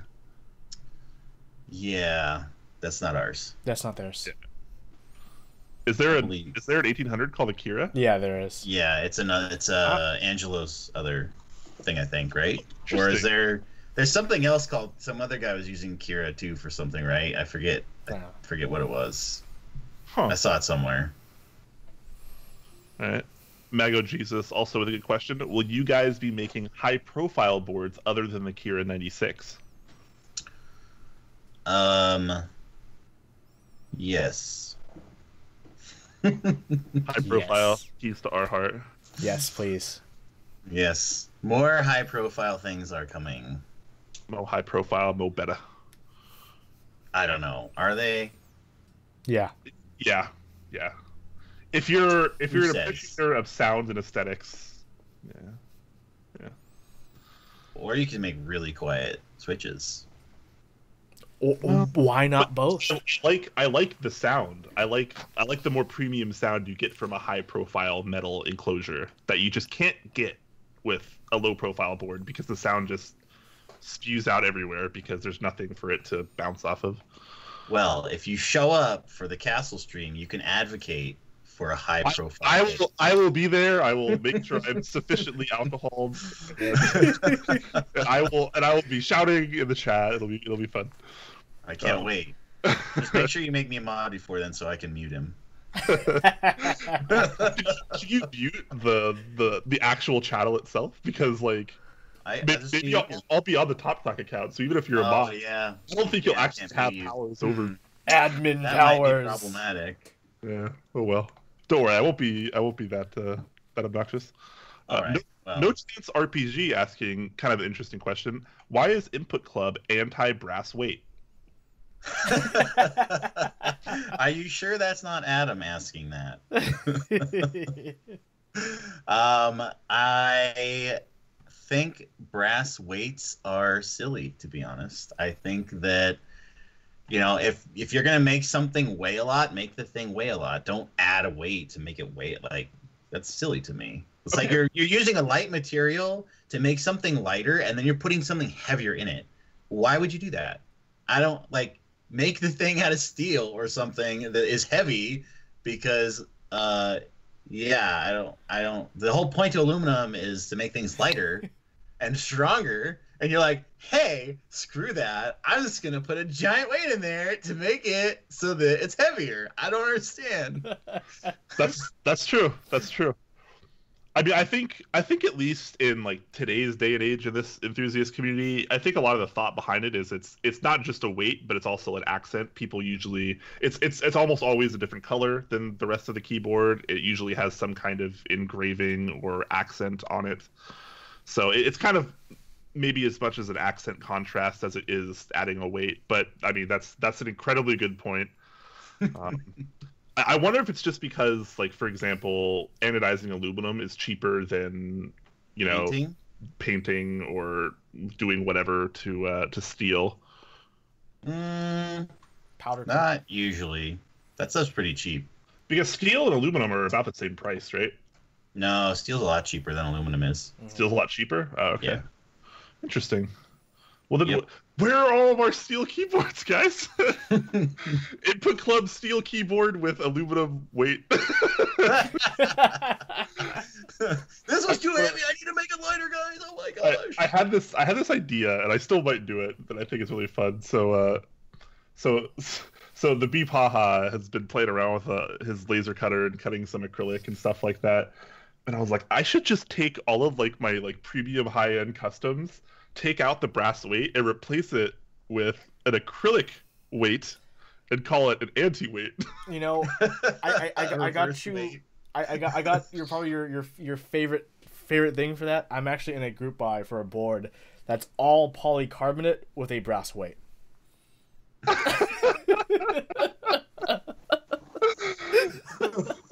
He's so triggered. Oh my god. What are you doing to me? You're killing me, Smalls. Love Fun Worth is asking, what is Overkill's favorite color? It's a very random What question. is? I don't know what my favorite color is. It used to be when I was a child. I used to love black and purple. They were my two favorite colors. Um, I still think they go really well together, but I don't really have a favorite color anymore. That I just know when something looks nice or, something catches my eye. But I don't really have a specific favorite color. Okay. Geo is asking, any high pro K types / white foxes planned? High pro. High pro. Not that I know of. But the castle keyboard's there. Hey. Unless you specifically want like a TKL or a 60%. Is the castle better wind up being high pro? The castle hasn't been designed yet. We're It literally can going to be, do it on stream. you know? So Yeah. When we have the I can Google show you form the up, file for the castle. It's blank. The chat better not fail me tomorrow. the Google If this form will board is say it still all. pro. Yeah, you just have to make sure you get people to sign up on the forum because that's where it's going to be. We're going to talk to chat about it, but most of it's going to be on the forum for a week. Mm-hmm. All right. The Archdale's asking, what is the height of the Tokyo 60? I have no idea. Like, honestly, I have no idea. I'll try to show it off. Like, it's not a very tall keyboard. It's meant to be a travel keyboard, guys. Like, anyone that's complaining about the size, the height, the weight, this isn't supposed to be like a super premium high-end custom that you stick on your desk and leave it. Like, it was designed to be a travel board. Be right back 1 second, that's just but you something guys to can keep continue. Yeah, so as you can see, it's not terribly tall. Angle's kind of shallow. I think it's like 5 degrees or something like that. 5, maybe 6 degrees. And yeah, it's not terribly tall. Like my E6, my X60, Fiel, all noticeably taller than the Tokyo 60. It's a little bit flatter. All right. Sorry, I'm trying to catch up. Yeah, I'm trying to look up here to see where you left off. Yeah, the last question I went was. Wait, no, I can't even find it. It was at 7:24, so I'm about 8 minutes behind. Oh my goodness! You better hurry up. This is really normal for a Top Clack episode. I know, I'm just messing with you.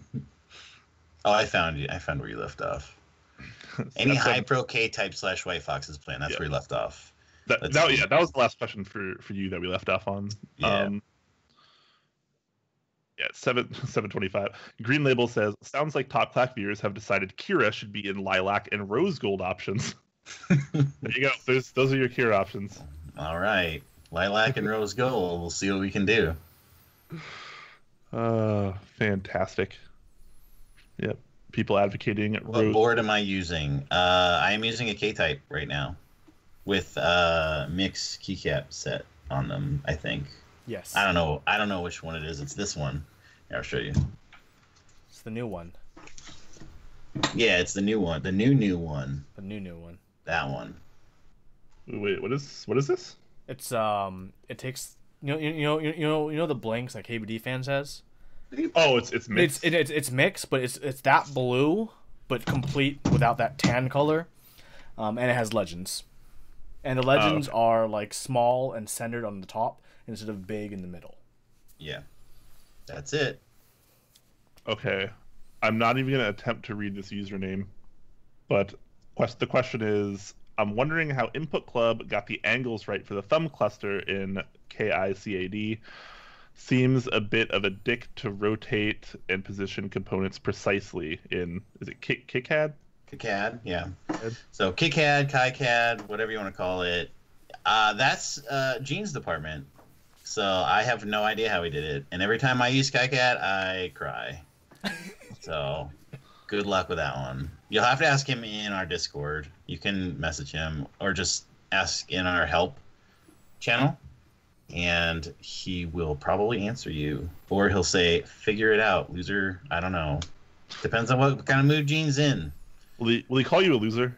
No, he that'd won't. be He cool. definitely won't. Oh. All right. Sorry, I was trying to catch. There's a lot of discussion going on in chat, so I gotta. Yeah, you guys are crazy up in here. Hell yeah. Creed Label says depleted uranium cube. Nice. Yeah, get right on that. Would you like some cancer with your keyboard? Here you go. Melanin is asking / saying, so are you saying that there's effectively no difference between a brass weight and an aluminum accent then, Brian? Well, I mean, if they're the same size, then the brass is going to be heavier. That's pretty. It's pretty different. Yeah, like quite a bit noticeable. But yeah, we like Huey and I have kind of just grown into calling them accent. When they don't actually add weight to the keyboard, it's an accent. And I mean, you could argue that installing it is going to add weight to the keyboard, but if there weren't an accent there, you'd have the same weight anyways, because that chunk for the accent wouldn't have been cut out to begin with. So if it's not adding weight to what would have been there to begin with, then there's no point in calling it a weight. You can still call it an accent, obviously. That's totally fine. Hongview95 asked, why don't we have more carbon fiber stuff? I know that people like carbon fiber plate, but carbon fiber case is kind of cool and good for traveling. We don't have it because it's really expensive. And doing carbon fiber requires basically mold, time, and material.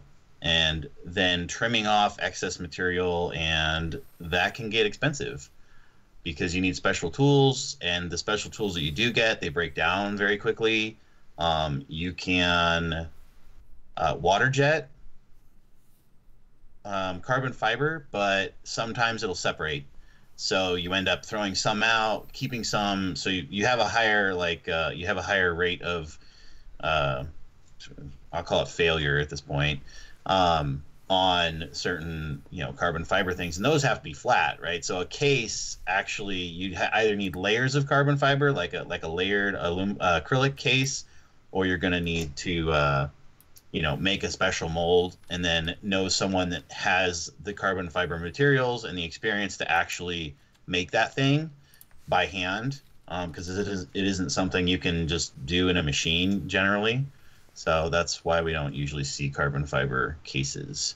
You can 3D print them, actually. There is a company who we looked at a year and a half ago that has a carbon fiber 3D printer. I don't remember their name. They're kind of expensive. The cases ended up being like, I think, $80 or $90 a piece to make ourselves for just a plate. So they're kind of expensive, but they're pretty cool. Because it's one long string of carbon fiber rather than like a sheet of carbon fiber. So if you want to, you can check them out. The last time I checked, the machines were like $14,000, I think, each, or something like that. Somewhere between 10 and 14, I think. Plus, then you have to buy the carbon fiber spools and the regular, I think they use PB or PT or whatever it is for the other spool. I don't remember, because they have to intertwine them. So, yeah. But they're really strong. HHKB for Life is asking, what are your thoughts about using solenoids in newer custom keyboards, or to have it supported via a breakout box? I would support solenoids every day of my life. I have one in my beam spring. Love that shit. It's great. It's great. Like that extra kind of artificial sound. Beam springs, or not beam springs, solenoids are pretty awesome, yeah. I think they're really cool. There's a reason why the beam spring is so popular and sought after in this community. Solenoid's good. You watch your mouth, Pudsey. That's fine. He'll just hate on anything. You just gotta skip over everything he says. He's like Tomu. I love this, but I'm gonna poop all over it. Green Label says we should croup by an old Soviet tank and cut it up into cubes. Nice. Very, very nice. Mago Jesus is asking us, did any of us order Hyperfuse Origins? I did not. No. All right. Flux Capacitor is asking a question for Overkill. Gotta know, what's behind the sheet? the serious questions, well, I will show you. You ever see the show? It's funny because your camera's actually frozen for me on Skype right now. There we go. Ew. Oh, nice. There it is. Nice. Those are all of his components to, you know, decompose and dispose of bodies and stuff. It's like Dexter or whatever. Yes. Nice. Huangvu95 is asking another question. Why don't we have more integrated USB hub for customs instead of nameplate and random accent? So this guy seems to be more about functionality than flashy aesthetics. Understandably so. Well, Overkill probably shares that opinion. So USB hubs are complicated because you have to have a controller on the keyboard. So then that means you need space for it. It also means you have to include extra like plugs, you know, receptacles for you know, plugging things in. All that stuff requires a lot more attention to routing the, you know, the USB data lines and making sure that everything's working correctly. And if anything is off, like you'll start getting hiccups or a thing won't work or you'll get disconnects. If your power isn't clean enough, you get problems. I mean, there's just a lot of issues around doing a real hub, not a pass-through or, you know, a hub, but a real hub. It takes a lot of work. And Jacob has been wanting to do, Hata has been wanting to do a hub and a keyboard for a long time. We all have, but it's a ridiculous amount of work at this point. We would love to do one at some point, but it makes the keyboards bigger, and also it's a lot of work for software and PCB design. So we're not doing it yet, but someday we will. You know, the board is already really big and has the space. The castle. What?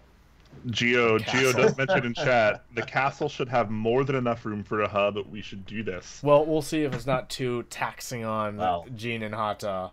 Yeah, the problem is at that point becomes Hata's time, because he does have a real job, and hopefully one day he can work for Input Club full time. But right now he has to do it in his spare time, for free. So, I mean, who doesn't love to work for free? I mean, I love working for free.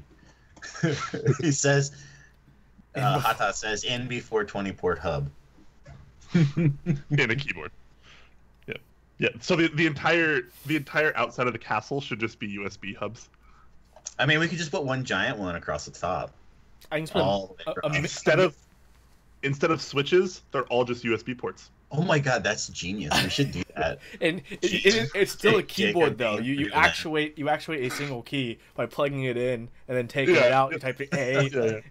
Yeah. It ships with 122 USB sticks or whatever. Each one has just a letter on it. That's how you type. You just put them on your fingers and just go like this. Morning Coffee, thank you for the Twitch Prime sub. Appreciate that, bud. Olivia is asking, what's holding back USB-C keyboards to USB-C ports with a normal cable? That is a good question. It's very expensive, and USB-C with, I think it's 3.1 spec or whatever it is, the one that's really fast. The USB spec doesn't actually go that fast, so there's no point in doing that. 1,000 hertz is plenty fast enough for. And secondly, to get those speeds, the cables have a max length of like, I think 6 or 12 inches or something ridiculous. It's very short, because they have a whole bunch of data lines and stuff in them, like 20 data lines or something ridiculous, because it's it's flippable, and then so it has to be real short, because otherwise the signal is going so fast it's easy to get it screwed up over that length. So, I mean, we've looked at cables, and I think we're going to have real USB-C cables, but for sale on Kono at some point, but they're really expensive. Even to get made, like, we were shocked. Even our manufacturer was shocked at how expensive they really were. So yeah, they're just really expensive, and there's no point in doing it in a keyboard for right now, because keyboards are 1,000 hertz is pretty darn fast for a keyboard. Yeah. Okay. Okay. Hanitzer is saying it would be pretty cool to add a hub to the ErgoDox Infinity, stick your mouse receiver into the terminating half/device. Yeah, it would be cool. Would be cool. It'd be cool. But all the things I said earlier are why we didn't. Because we talked about it, but it was going to be way too much work. Cool. All What's the next right. question? Any more questions? We're catching. There's a bunch of questions, yeah. Wait, what? No, they're not. We caught up. You're caught up. Yeah, see, while you were jumping around, I go in order. So Oh, I guess I was just, missing a bunch. you were, yeah, because you're not I'm signed at into the bottom, and you're I not see. signed into the Top Clack Twitch chat, so Oh, I see all the yeah. tags highlighted for me. Yeah, but I was looking at stuff that wasn't tagged. Yeah, we because tend I'm nice like that. yeah we tend not to answer questions that aren't tagged. Yeah, I know. Sometimes I'll catch them, and if I like it actually looks like a good question or something, I'll try to do that anyways. But Otherwise, you're like, to hell with you. You need to tag me. yeah, so if you have questions, you got to use the Top Clack tag, guys. That makes it Right. like infinitely easier for us to go through. The Arch Dill asked me why kono.store. Because it was better that way. Doing things through Input Club was like business to customer was going to be a hassle, so we just made a new company that did it. It was just better suited for what we wanted to do, because we wanted to sell things that weren't just our things. We want to sell cool stuff on Kono, right? Like, if I make a store as Input Club, I can't sell. I mean, I could, but it'd be weird. Like, okay, I'm selling other stuff. So if I do it as kono.store, I can sell my cool stuff, and then I can sell other people's cool stuff too, because we just like cool stuff. We just want to distribute cool stuff to everybody. like GMK Camping, SA Berserk. Yeah. Top the, Clack t-shirts. The new Top Clack t-shirts, yeah. the Zero Z Cool what hats. was it? The Z90? Z70. Z70. There we go. Z70 RGB. Yeah. Z70 Pro, I think, is called. Pro. Don't forget the Pro Z70 part. Pro. Don't forget that Pro. I'm a pro. Or a Top Clack shirt, as Gio mentioned. Yeah, guys, head over to kono.store, pick up a Top Clack shirt. We don't really pimp these out like ever anymore, but like Yeah, you should, because they're pretty cool. like they're good. They came out really well. Like the heather gray and like the coloring on the logo, and like they're super comfortable and they're not very expensive. You guys should really go pick one up and support us. Top Clack hoodie, please. Yeah, but it's already February. Like, you'll wear a hoodie for like a month. It doesn't matter. They want to buy one. Why don't you make one real quick? Andrew, get on it. Make them a hoodie. Okay? I'm telling you right now. Okay? I want to see it in chat. I want to see Andrew say, "Okay, I will make a hoodie." Coleman wants hoodies too, apparently. All right, Fine, he says. Fine. Okay, perfect. We're getting hoodies. All right, apparently we're getting hoodies, guys. Olivia says my office is permanent hoodie weather. Wow. In New York? That sounds comfortable. Aren't the summers pretty hot in New York? I know they were in Pennsylvania. Yeah. Oh my gosh, I'm lost again. Jesus. It's all good. It's all good. I'll handle the questions because I'm still in order always. Oh, okay. That guy's okay to me is asking. So Kono is the shipping and Input Club is the creator. Yeah, pretty much. Yeah, Kono is just the storefront. Yeah, it's Like a storefront. Yep. Distribution thing. Yep. But Input Club is the parent of that. I'd say that Kono's probably the parent. They're the mama. Oh, is that how you do it? Okay. Yeah. My bad. Hanitzer is asking, does Input Club have any plans on custom mouses/mice? Yes. Or trackballs? Really? Trackballs, mice, yes. We'd like to do a few things, but we don't really have anything concrete yet. It's been like hey, let's do this thing. And we're like, okay, let's get through all these other projects first. And yeah, that's definitely since up. So one day we'd like to do some cool stuff. Brass weight for mice. No. Brass weight. Oh my god! Please do that. Please. I would say if anything, at least a brass weight for a trackball, because it's supposed to be stable, not move around. Trackball brass. Repping that huge one. Yeah, baby. Huge club. That's the way to go. I'm cool enough for a trackball. I actually have two. I switch between them. I got the thumb. Gio is asking, why is the shipping for the shirt so painful for Canadians? Because you don't live in America. That's right. That's exactly why. International shipping is always a pain. Doesn't even matter like how big or small like the package is. It's just nuts. Why don't you drive across the border, Gio, and then pick it up from someone? Yeah. The trick is to just order a bunch of stuff instead of just a shirt. Like order a bunch of Hako switches, for example. A bunch of Hako switches. Just order a bunch of Hako switches. Do a mini Canadian group buy and save everyone on shipping. Actually, a lot of people do that. Actually, that's a really good idea. They'll just do like a local or just strictly Canadian group buy for whatever, and then you order everything, and then you can more cheaply distribute them across the old border there. That dear Canadian deer. You could just do what Hata did and move to the United States to get cheaper keyboard shipping. I've never helped people that do that. That's pretty good. Hansider, to answer your question, these non-Logitech trackballs are the Elecom Huge by Japanese company Elecom. Yes. They're probably the best trackball if you prefer a finger trackball. Yes. That's I have been getting used to mine because I'm used to a thumb, so that's why I have both. But it's extremely smooth. It's lovely to use, and there's plenty of buttons, which is really awesome. And the software lets me change what buttons do what, which is even better. And it has 3 DPI settings on the side of it, and I can just move the little switchy thing to get it faster or slower. And it's a great trackball. They did a pretty good job. There's a few complaints that I have, but I won't share them here. It's just overall, it's pretty good. Nice. Should we do a giveaway? We are fully caught up on questions. Okay, sorry. Let's do one more question. Just came in. That guy is okay to me. What's a good starter trackball? Yeah, just go straight to the huge.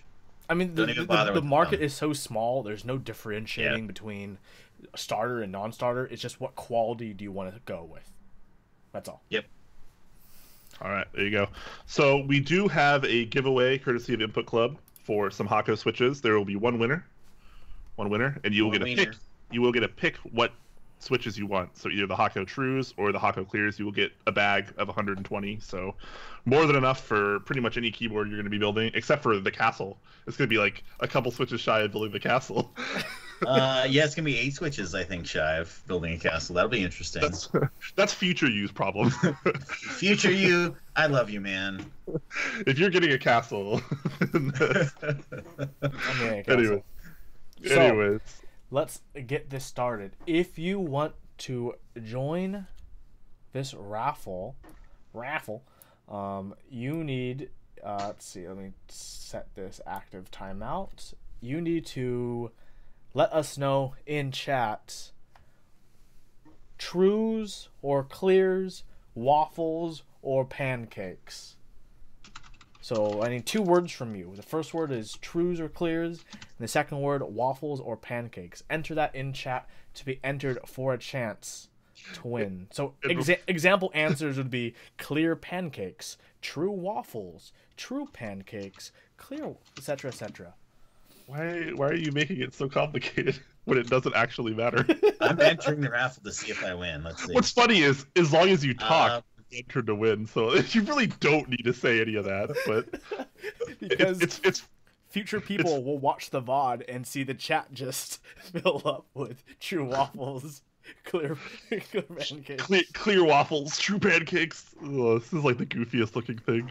This is one of our biggest giveaways, actually. 45 people have entered so far. Capacitor had a question. Really? Yes, he did. Before we started asking his question, the question was, Overkill, can we get a T-shirt of the Origami Fox? Oh, good question. That is a good question. That is an Andrew question. And I will let him figure that out because that's his department and Cameron's. Colbin, sorry. Very nice, very nice. 6 months. Let me do a hoodie first, he says. Yeah, do the hoodie first. I really hope I win just because I think it'd be hilarious. Debizzle King, thank you for 6 months in a row of sub. One of the OGs who've joined us since month 1 as well. Nice. Thank you, Debizzle King. Are we? Fun fact. Actually, today's has been our record average view count. We've held over 100 viewers for the majority of the episode, which is pretty awesome. Good to see. Thank you guys. They were here to see me. Yeah, everyone's like, I gotta see Overkill. Like, is he like the rest of the Input Club guys? Like, come on. Like, do I have to worry? No, he's even stranger. What's he got behind that sheet? Okay, rolling in. You like to know? 30 seconds. All right. All right, 30 seconds. Get your last on the clock. The Arctic Fox 27 asked, "Can you also make a White Fox baseball cap? We already have them on kono.store. And matter of fact, Huey's wearing one. Flex fit. So, yeah. Yeah, boy. Morning Copy says those view numbers are overkill. Wow. It's all like a pun. Just wait till people realize that the initials of my handle are OK. It'll make for real interesting conversations. How many entrants do we have so far? 659, and I'm gonna be rolling right now in. Your odds are 1 in 59. That's pretty good.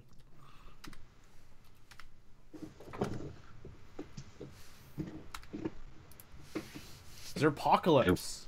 All right, an active member of our Top Clack Discord, even. So cool. Congratulations, Zerpocalypse. I know who you. Well, I know of you in chat. PM me on Discord. You will need to give me a little timestamp, or this little screenshot, making sure that no one's impersonating you on Twitch, versus who you are. Show us that you're logged in on Twitch. Yeah, show us you're logged in on Twitch as Zerpocalypse, and just PM me that picture, and I'll get that handled for you. Good stuff. And also make sure you got to pick which one you want. Hako Trues or Hako Clears. You have your choice between the two. Very cool stuff. Congratulations. You're going to have a nice time with those. Yeah, I think you should pick the Clears. I like the Clears. I think you should pick Trues. I like the Trues. I think I'm outnumbered here because I'm pretty Truly, sure. There's only one decision that he can make. It's pretty clear as day. He has, well, whatever decision he makes is clearly the right choice. It's truly the right choice. I hate both of you so much. You clearly hate us, I can tell. In the most loving way, I hate both of you. That much is true. Gadgeable shares a link of a fantastic Top Clack Huey t-shirt. It's pretty good. Bad Photoshop job in like the best way. That's great. So we'll finish up any last minute questions here, and then we're going to be heading out because we're about to come up on that 2-hour mark, which is a pretty good time for this episode. Huang Vu is asking, is there a good way to pair clicky/tactile/linear with cap profiles, or just preference, or GMK all the way? GMK all the way. GMK all the way. And following that would be preference. That's kind of it. If you it's always preference, man. This hobby is like always preference. I do have some recommendations for pairing, but like they're my recommendations off my opinion. So like you can definitely do pairings like that, but like it doesn't make sense unless you already like it. If you know what I mean. Like, everyone has their own pairings. Like, a lot of people I know will say, clickies work really well with SA because of that thickness and that bigness that lets it, reverb inside the cap. While other people hate that kind of sounds, right? Like, that's a pairing for better or worse, if you know what I mean. It's always, there's so many preferences in this hobby. Like, you just have to try things and find what works for you. Trying as much as you can, like, is by far the easiest way to go about this hobby. Don't listen to anyone. Just try everything. before, you know, because we could tell you something. I can tell you my preferences all day long. Doesn't mean they're going to be your preferences. And then we both just wasted time. Dothfeed is asking an interesting question. Any plans for a Hako thick click switch? So akin to the Box Navy or Box Jades from Novelkeys with that thicker click bar. Not that I know of. Not at the moment. All right. Fantastic. Anyways, that's gonna end our Q&A segment. We're gonna wrap up here. So thank you guys all so much for watching. We really appreciate you guys coming out. It's been an awesome episode today, as always. Tons of viewers, so really appreciate about that. Lots of subs, good stuff. Overkill, thank you so much for joining us. We definitely appreciate you taking time out of your busy family lifestyle. No problem. My pleasure. And I'll join you again tomorrow. Yep. So if you guys didn't hear earlier, we will be doing another stream tomorrow where Overkill will be heading a interesting stream in collaboration with Clack, where we will be effectively designing a keyboard from the ground up on stream with input from the viewers. So it's going to be really cool. It's going to be a lot of fun. You guys should be there. It's probably going to be around 10 p.m. Pacific time. I know that's late. Obviously, the VODs will still be up, and if you want to input some advice or whatever about the keyboard itself, you can still do that via the VODs. So as long as you watch it in some format, you're going to be good. So again, thank you so much, and thank you to all of our awesome sponsors. You know, starting with Input Club, obviously you guys are awesome. We also have ZealPC.net, we have Z Frontier, and we have Novelkeys, where you can use promo code TalkClack, get you a little bit of money off your order. So thanks to all of them and to all of you guys for coming out, and we will see you next week. Same bat time, same bat place, or we'll see you tomorrow. Hopefully we'll see you tomorrow. Hopefully we'll see you tomorrow. That'll be really, really fun. We want all of these viewers back tomorrow. That would be really cool, but very unlikely because of the time. But it would be cool. All you never know. You never know. Tomorrow. It is a Saturday or Friday, right? So yeah, it's Friday. People's weekends. People might stay up late for that. You're gonna want to stay up late for that. Yeah. And the funny thing is, like, I'm staying up till 2, and then I'm waking up at like 9 to drive over to the Bay Area to hang out with more Input Club. You can never have too much Input Club in your life. Never have too much Input Club. Well, until tomorrow or next week, hope to see all of you soon. Stay classy, everyone.